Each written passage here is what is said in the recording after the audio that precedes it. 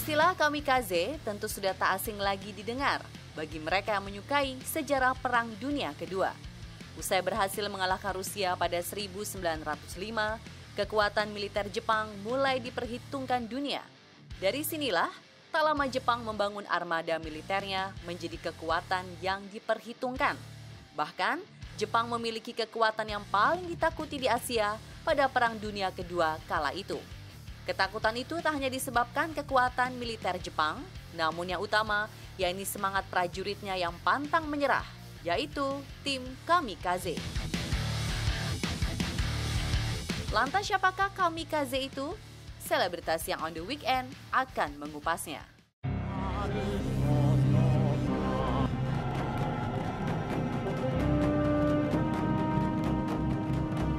Kamikaze adalah serangan bunuh diri yang juga menghancurkan kekuatan inti lawan. Serangan ini dilakukan dengan cara mengorbankan nyawa, berupa menabrakkan pesawat yang dikendarai ke arah musuh.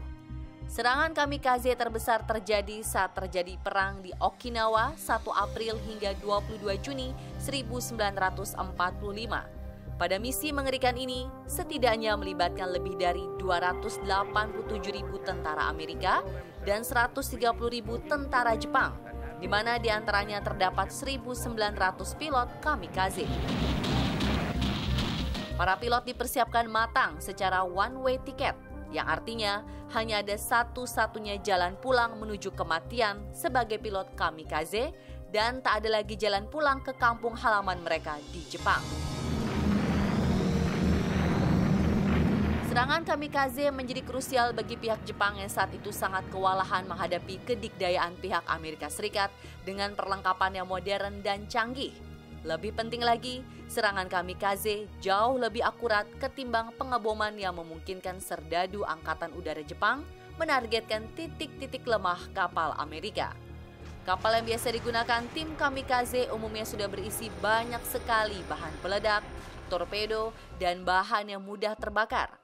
Saat ada kapal milik sekutu melintas, sekawanan kamikaze akan melakukan manuver turun dan menubruk kapal begitu saja.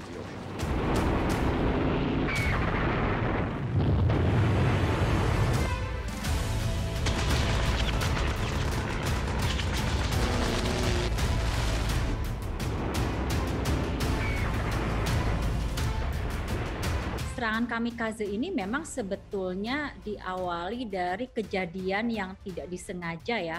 Pada awalnya ketika memang ada kapal yang meledak di Pearl Harbor, walaupun memang kamikaze itu tidak terlibat di Pearl Harbor.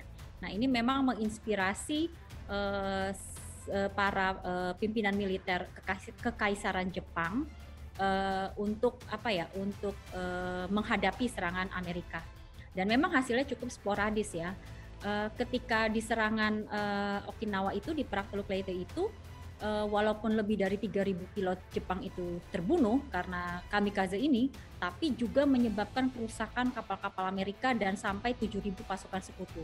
Ini lumayan membuat Amerika waktu itu cukup ketar-ketir. Pertempuran ini dianggap paling berdarah di front Pasifik, lantaran kedua negara gencar melakukan serangan habis-habisan. Dalam misi yang terjadi selama 3 bulan ini, kamikaze berhasil menimbulkan kerusakan terbesar yang pernah dialami Angkatan Laut Amerika dalam satu pertempuran, di mana menewaskan hampir 5.000 orang. Tak hanya itu saja, taktik yang dilakukan oleh para serdadu negeri matahari terbit ini menjadi jalan satu-satunya bagi Jepang untuk menggembosi dan melumpuhkan kapal-kapal induk tentara Amerika Serikat di kawasan Laut Pasifik. Dan terbukti, tim kamikaze sukses menenggelamkan 34 kapal dan merusak ratusan lainnya selama Perang Dunia Kedua berlangsung. Jadi kalau kaitannya dengan Perang Dunia Kedua, ya mereka memang punya peran di situ. Tetapi apakah kamikaze itu mengubah konstelasi politik atau kemenangan di sekutu di Perang Dunia Kedua? Tidak juga. Mereka memang cukup memberikan serangan yang sangat fenomenal terhadap tentara sekutu, tapi pada akhirnya Jepang tidak memenangkan Perang Dunia Kedua itu. Ya pasti ditakuti lah. Kalau peluru itu biasanya dia peluru yang cari sasarannya. Sekarang pelurunya pakai manusia yang mengarahkan, membawa ke arah sasaran. Ya udah pasti ditakuti. Kalau peluru ditembak begitu bisa kena bisa tidak, tapi ini kan ada orangnya tahu diarahkan kemana, dia yang bawa itu pelurunya. Jadi pasti ditakuti lah, karena akurat sekali kan kalau manusia yang bawa.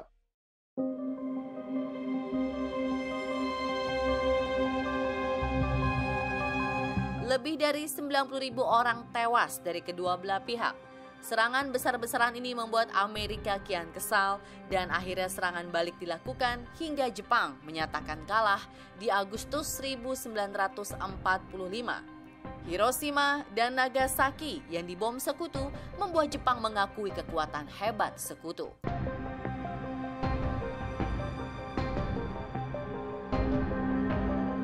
Banyak yang mengira jika pilot-pilot kamikaze adalah pasukan fanatik yang telah dicuci otaknya, mengingat mereka rela mempertaruhkan nyawa begitu saja, walau kenyataannya tak seperti itu. Pasukan kamikaze sama seperti tentara lainnya yang bertempur di antara kesetiaan dan ketakutan akan kematian. Bahkan menjadi pilot kamikaze di mata masyarakat Jepang merupakan suatu kebanggaan.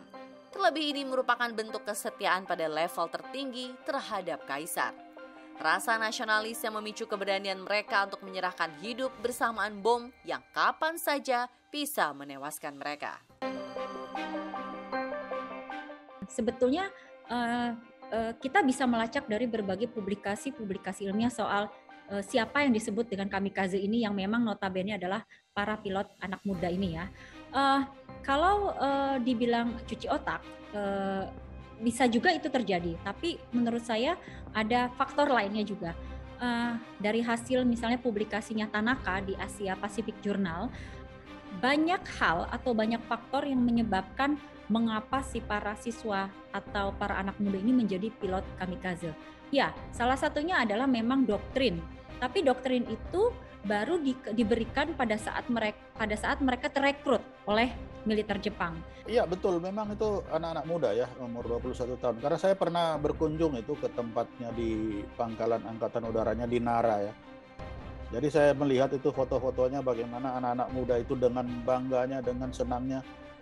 Ya itu bagaimana caranya pemerintah aja membangkitkan semangat bela negara bagi pemuda-pemuda Jepang.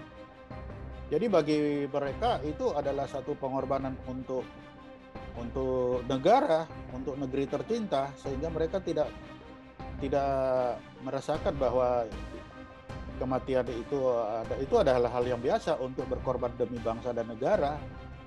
Itulah bagaimana semangatnya pemuda-pemuda Jepang saat itu. Sejak turun-temurun, sebuah nilai kehormatan adalah hal yang sangat sakral bagi rakyat Jepang. Mereka yang telah sukses sebagai pilot kamikaze dan namanya dikenang sebagai sosok yang nasionalis dan terpandang bagi kalangan rakyat Jepang. Namun bila seorang kamikaze enggan melakukan tugasnya dengan baik, dalam artian tak mampu bunuh diri dengan menabrakkan dirinya dengan pesawat ke kapal musuh, konon hal ini berimbas kepada mental, di mana mereka akan dikucilkan masyarakat hingga keluarga akan dibantai. Keluarga kamikaze dijadikan segan sandera agar para pasukan tidak memiliki pilihan selain mati dengan jaminan masuk surga.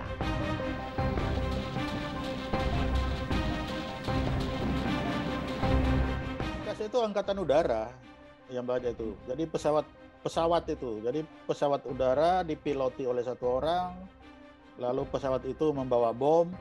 Bom itu biasanya dijatuhkan, lalu pesawat ini pergi. Tapi kalau menjatuhkan bom itu kan belum tentu bom itu kena, bisa meleset. Nah supaya bom itu tidak meleset, maka pesawatnya itu yang bawa bom itu langsung ke kapal sasaran. Ya kalau dengan kapal sasaran dengan bom langsung ya pilot-pilotnya sekalian ikut membawa bom itu.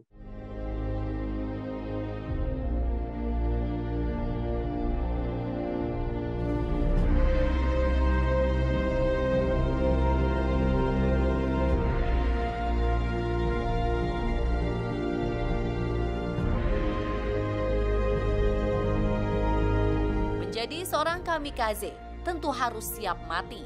Tak heran bila para kamikaze diminta untuk menulis surat dan keinginan terakhir yang akan dikirim ke keluarganya setelah kematian. Salah satunya begitu sohor adalah surat seorang pilot bernama Horiyama. Dalam suratnya, ia menuliskan, "Saya adalah anak yang tidak sopan dan mendapat nilai buruk di sekolah. Saya memberitahu ayah saya bahwa saya menyesal karena telah menjadi murid yang buruk dan karena telah menabrak 3 pesawat selama latihan. Saya ingin membuktikan diri kepadanya. Dan itulah mengapa saya mengajukan diri untuk bergabung dengan unit serangan khusus kamikaze. Tetapi ibuku kesal.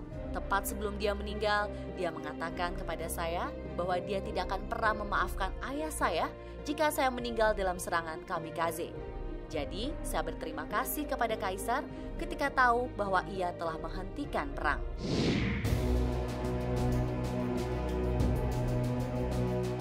Ya, menulis surat wasiat itu ada yang menulis, ada yang tidak. Itu kan suka-suka aja itu.